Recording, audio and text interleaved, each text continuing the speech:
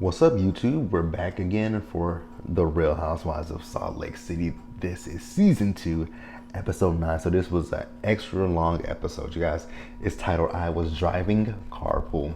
So before we get into this review, if you guys are watching this video or any other on the channel and are not yet subscribed to the channel, I'm gonna need you guys to do me a big favor and stop taking me out on this date. Hit that subscribe button, the like button, the notifications are turned on. And with that out the way, without further ado, let's get into the video.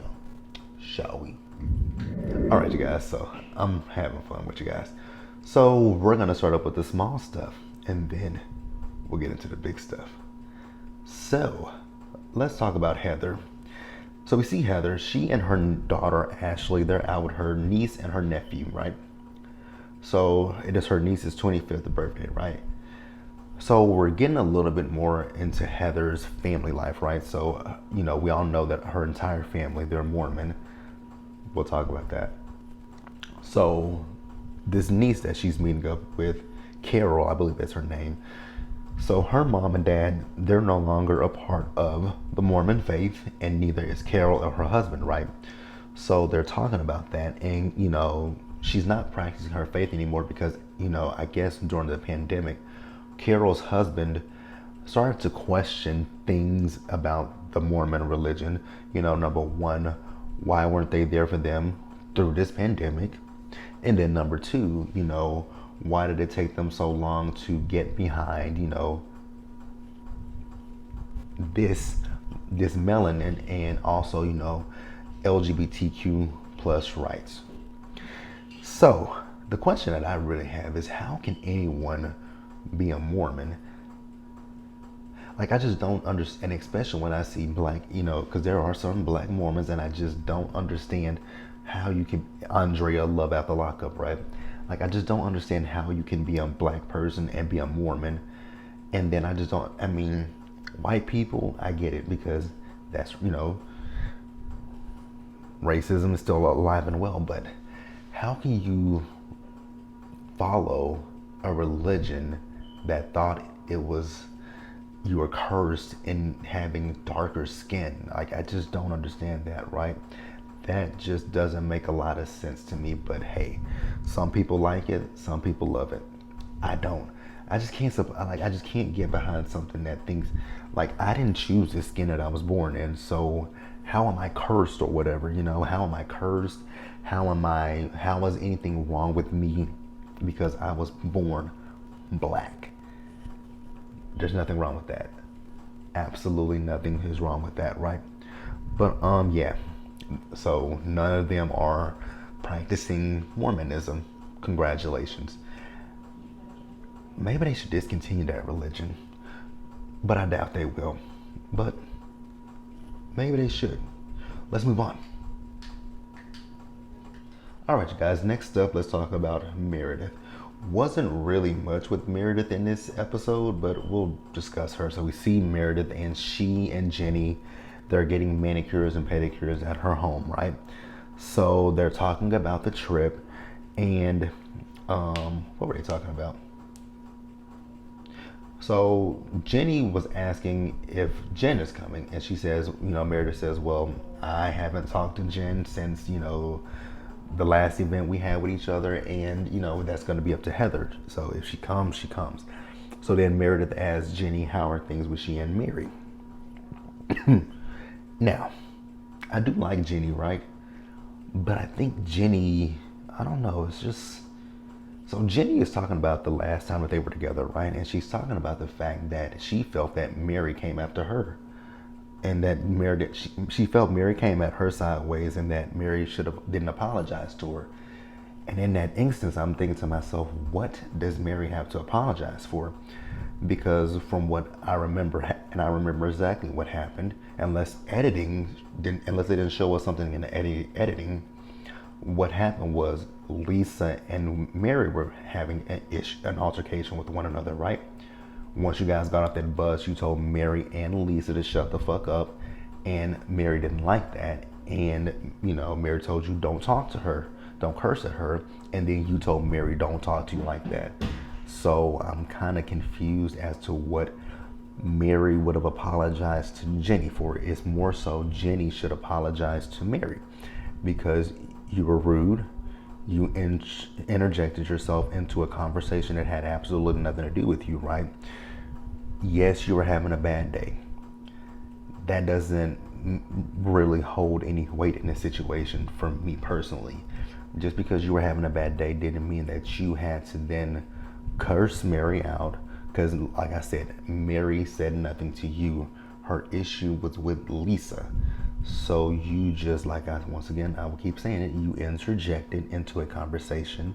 You put your big nose into it. You butted into it. And it had nothing to do with you. But at the end of it, you were the one that was wrong, and you were the one that was rude. So if anyone owes anyone an apology, it's you to Mary. And even in that scene, you were talking to everyone else with the exception of Mary. Mary was the only person you weren't talking to. So yeah, Jenny, I'm sorry, my dear. You owe her an apology, not the other way around. But let's go on ahead and move on, you guys. All right, you guys. So there were two good scenes in this episode this week, and the big one we're gonna talk about later. So we're gonna talk about Mary real quick. So we see Mary. So Mary is calling all the women on FaceTime. She's inviting them out to a cooking class, right? And she wants them to dress in Italian streetwear. And I'm like, you look like an Italian hobo. But whatever. I don't know why Mary thinks that she is this fashion guru. Mary, just because you have all the labels don't mean that you know how to dress. Just put that on the table, right? And then in this scene, I'm looking at her. I'm like, what is Mary wearing? You got this scarf on. You got this hat on. You got... Again, just because it's designer doesn't mean it looks right. So she is inviting everyone to this cooking class with the exception of Jenny, right? So she called Whitney on FaceTime. Whitney didn't answer. We'll get into that, right? So we see Mary and she's getting ready for her, cooking class, right? This wet and wavy Lipton wig that she had on, it was like, come on, Mary. Now, I will say, though, that one of her new interview look, love it. But in her scenes, her wigs don't ever be given, right? So we see the ladies all show up, right? So they're all wearing their Italian streetwear. Now, I don't know if it's disrespectful to wear the flag, but Jen had the Italian flag on. But she took it off, right? Now, Mary, once again, I am really confused about what Mary is wearing. So, yeah. So we find out that, Whitney, she never texted Mary back or called Mary. So Mary got in her feelings. And Mary went petty and, she sent Whitney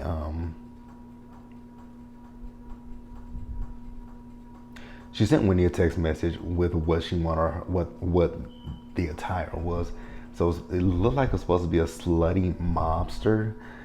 So Whitney came to the party and she didn't have on what Mary wanted her to wear. And Mary got upset. And I'm like, Mary, she's like, you didn't get my joke. I would have said, Mary, I got your joke. I just didn't want to wear that. Like, you want me to come out in the cold with that skimpy mess on? No, ma'am. I'm not gonna freeze my behind off for you. Whatever, right? So then they all sit, they cook, then they sit down, right? So someone is talking to Lisa about her event, right? And she said, it's fine, we'll have more events. And Lisa blamed this whole thing on her kids, why it was just Whitney and Meredith that were invited. So your kids decided we're gonna invite Whitney, someone we probably haven't even had any interaction with, over Jen, someone that we've interacted with. Okay, I guess it makes sense. Maybe not. So, where we at? So then at one point, Jen mentioned the conversation that, she and Lisa had about Whitney, right? About the fact of the person however she got blasted on social media, right? And the fact that, Lisa was saying that Whitney was sending that person gifts, right? I really don't know what the gist of that conversation was, because basically they were all sort of talking over each other. So I just really didn't understand it, right? So Jen said something to Mary at one point. She said that, she said something to Mary. What did she say? I think she was like saying something like she has Mary's back or something like that. And Whitney was trying to chime in and say, well, Mary, Jen just gave you something nice. And Mary's like, I don't need to hear it. Her and Mary had words. Now, they went back and forth with each other, right? So Meredith was trying to calm Mary down. Mary's like, you know how Mary is, right? So Meredith got Whitney and they went to the side and they talked, right? So Meredith was telling, Whitney about Cameron. So, Whitney knows she knows of Cameron, right? And, she was talking about how her family feels about her. The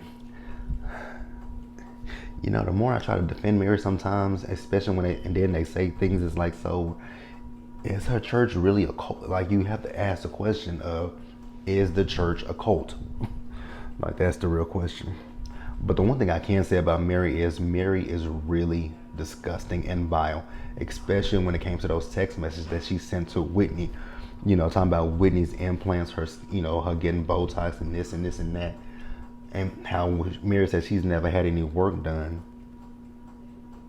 I'm like, Mary, God don't like a liar.